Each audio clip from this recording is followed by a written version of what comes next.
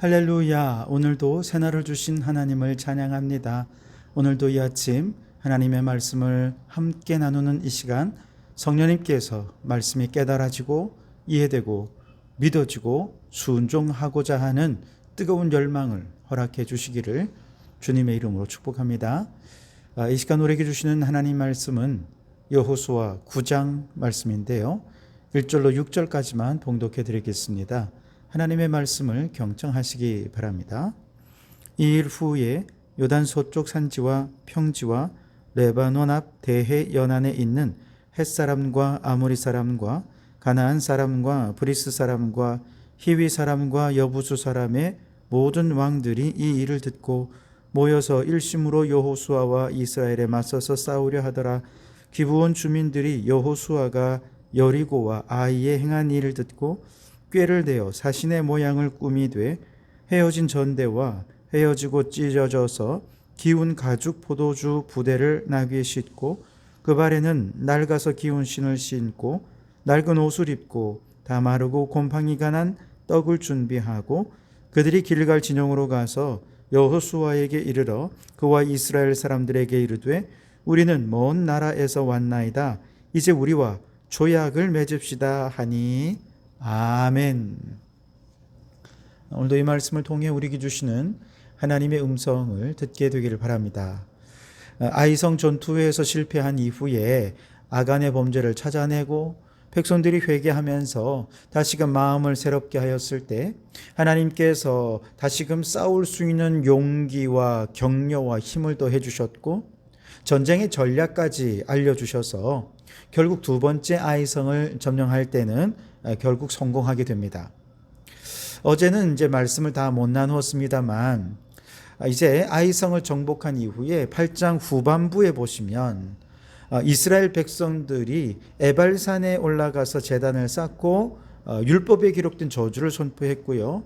그리심산에서 또 제단을 쌓고 거기다가 축복을 선포하면서 하나님의 말씀을 청종하면서 하나님의 복을 받는 민족이 될 것입니다 라고 하는 것을 하나님 앞에 결단하게 됩니다. 또한 가나안 땅은 하나님이 다스리시는 하나님의 나라가 될 것입니다 라고 선포하는 의식을 행한 것이죠. 자, 바로 이러한 모습을 누가 보고 있습니까? 가나안의 원주민들이 다 보고 있습니다. 그래서 오늘 9장으로 넘어오면 바로 그 가나안의 원주민들이 이대로 가만히 있을 수 없지 않겠습니까?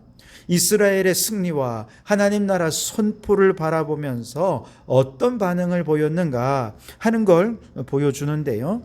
우선 가나안 땅에는 크고 작은 여러 족속들이 있겠습니다만 그 중에 가장 큰 7족속이 주로 군사동맹을 맺고 그 동맹을 통해서 서로 필요할 때는 연합하기도 하고 때로는 경쟁하기도 하면서 함께 공존하고 공생하고 있던 것이 가나안이었습니다.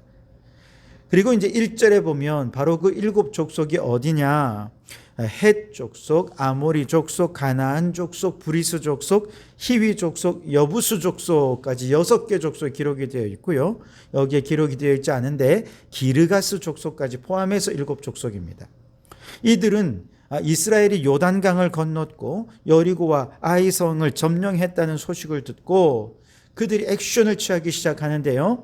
이스라엘과 맞서야겠다는 것입니다. 그래서 군사적 동맹을 강화하는 방향으로 그들은 액션을 취합니다. 2절을 보시면 모여서 일심으로 여호수아와 이스라엘에 맞서서 싸우려 하더라 그랬습니다.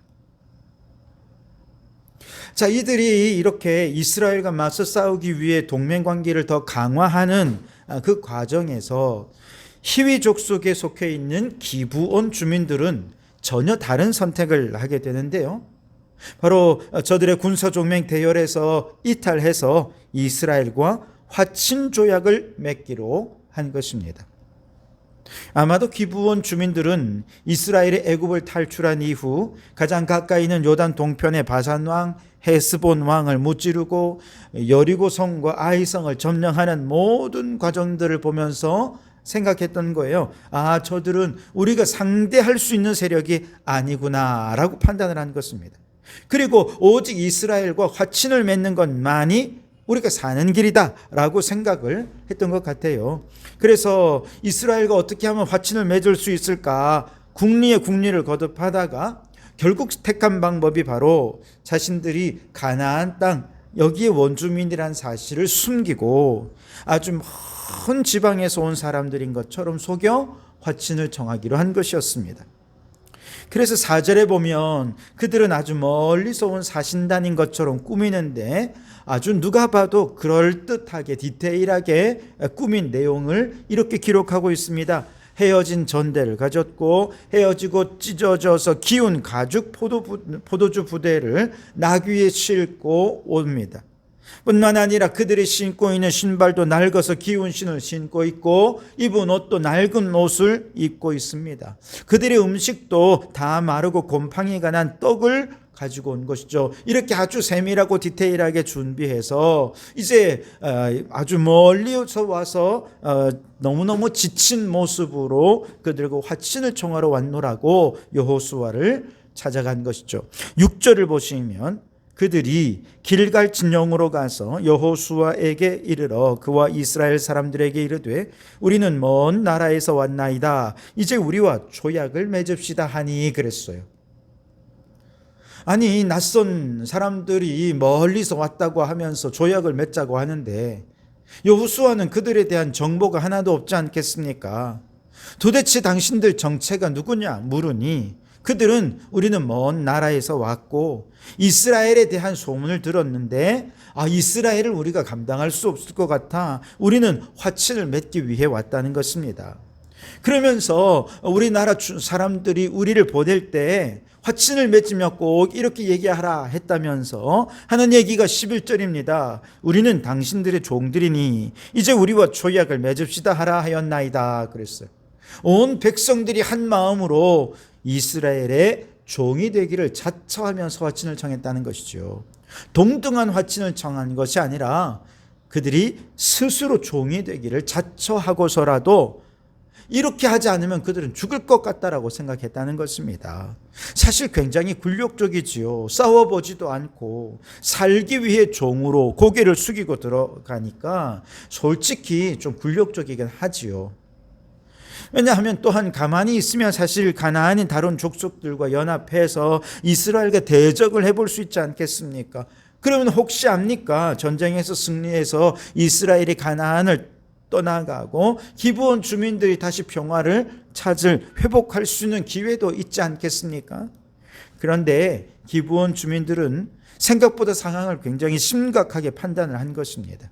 그리고 아무리 생각해 보아도 가나안의 연합군 따위로는 저 이스라엘의 하나님 결코 이길 수 없다고 판단한 것입니다.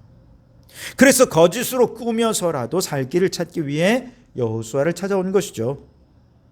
자, 이들의 속임수는 여호수아에게 통했을까요?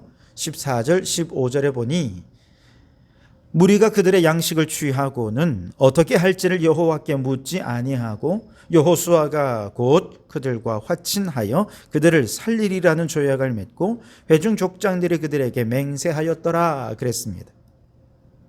원래 가나안 정복 전쟁에 대한 하나님의 계획은 가나안에 있는 모든 원주민들은 완전히 말살하는 것이었습니다.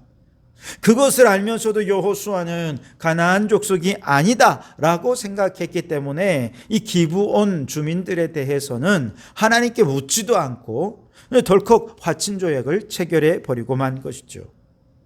그런데 그들의 거짓말은 며칠 못 가서 드러나게 됩니다. 16절에 보면 그들과 조약을 맺은 후 사흘이 지나서야 그들이 이웃에서 자기들 중에 거주하는 자들이라 함을 들으니라 그랬습니다. 주변 사람들이 저 사람들 우리 기브온 사람들이 하고 다른 가나안 사람들이 알려주었다는 것이죠. 자, 여기서 이제 중요한 거, 그러면 거짓말로 속여서 조약을 체결했으니 이 조약은 무효인 것일까요? 그렇지 않다는 것입니다. 비록 속아서 한 맹세라고 해도 그 맹세는 하나님 앞에서 행한 맹세였기 때문에 그 조약은 유효하다는 것입니다. 백성들이 뒤늦게 이것을 알고 여호수아에게 원망합니다. 아니 그렇게 성급하게 조약을 체결하면 어떡하냐고. 성급하게 일을 하다 보니 기도도 안 하고 이렇게 거짓말에 결국 속은 것 아니냐 원망을 듣긴 했지만 그러나 이미 체결된 조약을 무를 수는 없는 노릇이었습니다. 결국 여호수아는 조약한 대로 기브온 주민들을 이스라엘의 종으로 삼고 여호와의 제단을 위해 나무를 패고 물을 깃는 자들로 삼게 되었습니다. 마지막 27절에 보시면 그날에 여호수아가 그들을 여호와께서 택하신 곳에서 회중을 위하여 여호와의 제단을 위하여 나무를 패며 물을 깃는 자로 삼았더니 오늘까지 이르니라 그랬습니다. 자, 여러분, 이 말씀 속에서 우리가 오늘 주목하고 싶은 것은 기브온 족속들이 비록 속이긴 했지만 그들은 올바른 분별력을 가지고 살기 위해 미래를 대비하는 지혜를 가진 자들이었다라고 하는 점입니다. 앞서 말씀드렸듯이 이들은 가나안의 다른 족속들과 연합해서 이스라엘을 대적할 수도 있었지만 가나안의 다른 족속들은 군사력을 강화해서 대적하기를 선택했을 때 기브온 주민들만큼은 이건 안 되는 일이다, 불가능하다라고 분별했다는 것이죠. 이렇게 분별한 것 대단한 것입니다. 모두가 감정에 앞서서 저들을 우리가 가만히 있을 수 없다 하며 군사력을 앞세우려고 생각했지만 기브온 주민들만큼은 아니다라고 판단을 한 것이죠. 아주 대단한 분별력입니다. 게다가 그들은 정말로 살기 위해서 지혜롭게 미래를 대비하지 않았습니까? 그들은 다가오는 위험을 깨닫고 그것을 대비하는 지혜로운 사람들이었다라고 하는 것을 우리가 좀 배울 필요가 있어요. 누가복음 16장 말씀에 보면 예수님께서도 한 비유를 통해서 미래를 대비하는 지혜가 얼마나 중요한지에 대해 말씀해 주셨는데요. 이 비유에 보면 이 집의 청지기는 주인의 재산을 몰래 탕진하고 있던 불의한 청지기였습니다. 그러나 꼬리가 길면 잡히게 마련이지요. 결국 어느 날 자신의 불의함이 주인에게 탄로났다라고 하는 것을 알고 그는 이제 고민에 빠지기 시작합니다. 이미 주인은 방 빼라 선고를 받은 상황이고요. 그는 이제 고민에 빠진 거죠. 주인이 내 직분을 빼앗으니 내가 무엇을 할까? 땅을 파자니 힘이 없고 빌어 먹자니 부끄럽구나. 그렇게 고민 끝에 그가 한 가지 방법을 찾아내었는데 그것은 바로 주인에게 빚진 사람들을 불러다가 그 빚을 감해주는 것이었습니다. 그렇게 하면 자신이 주인에게 쫓겨났더라도 자신에게 은혜를 입은 사람들이 다시 자신에게 은혜를 되갚지 않겠느냐라고 생각한 것이죠. 그래서 그는 주인에게 빚진 채무자들을 하나하나 부릅니다. 기름 100마를 빚진 자에게는 50말로 줄여주었습니다. 밀 100석을 빚진 자에게는 80석으로 줄여주었습니다. 이와 같은 방식으로 그렇게 빚을 조금씩 줄여주는 이 이야기가 또 주인의 귀에 들어가지 않았겠습니까?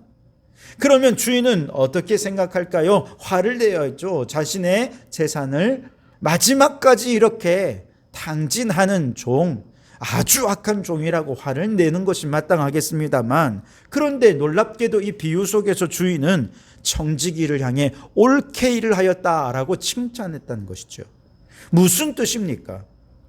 이 청지기가 불의하게 행한 일 자체를 정당화하는 것은 아니지만 적어도 주인이 볼 때는 자신의 미래를 대비하는 지혜로운 종이다라고 하는 점을 칭찬했다는 것이죠.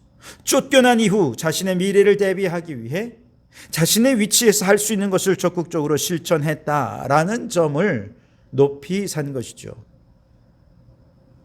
그러나 여러분, 그 불의함 그 자체를 결코 따라해서는 안 될 것입니다. 오늘 이 말씀을 통해 오늘 우리에게도 이와 같이 기브온 족족들과 같은 혹은 불의한 청지기 같은 분별력과 미래를 대비하는 지혜가 있기를 바랍니다. 지금이 기도할 때인지 싸울 때인지 물러날 때인지 전진할 때인지 힘을 길러 대적할 때인지 협상해야 할 때인지 충성해야 할 때인지 안식해야 할 때인지를 때를 분별할 수 있는 분별력을 하나님께 주시기 위해서 기도하는 이 아침이 되기를 바랍니다. 뿐만 이것을 분별했다면 그 분별한 것을 바탕으로 미래를 대비할 수 있는 지혜를 달라고 기도하는 이 아침이 되기를 바랍니다. 전쟁할 때다라고 분별이 되었다면 군사들은 어떻게 모으고 전략은 어떻게 짜야 되는지 하나님께 지혜를 구해야 한다는 것이죠. 만약에 협상할 때 다 분별을 했다면 어떻게 상대방을 설득할 것인지 지혜를 하나님께 구하는 우리가 되어야 할 줄 믿습니다. 그러면 후히 주시고 꾸짖지 아니하시는 하나님께서 지혜를 더하여 주실 줄 믿습니다. 여러분, 오늘 우리 성도들에게 현실을 분별하는 분별력과 하나님 나라의 미래를 대비하는 지혜가 있어서 우리의 선택과 그 선택에 따른 행동이 하나님께 칭찬받는 성도들이 되실 수 있기를 주님의 이름으로 축원합니다.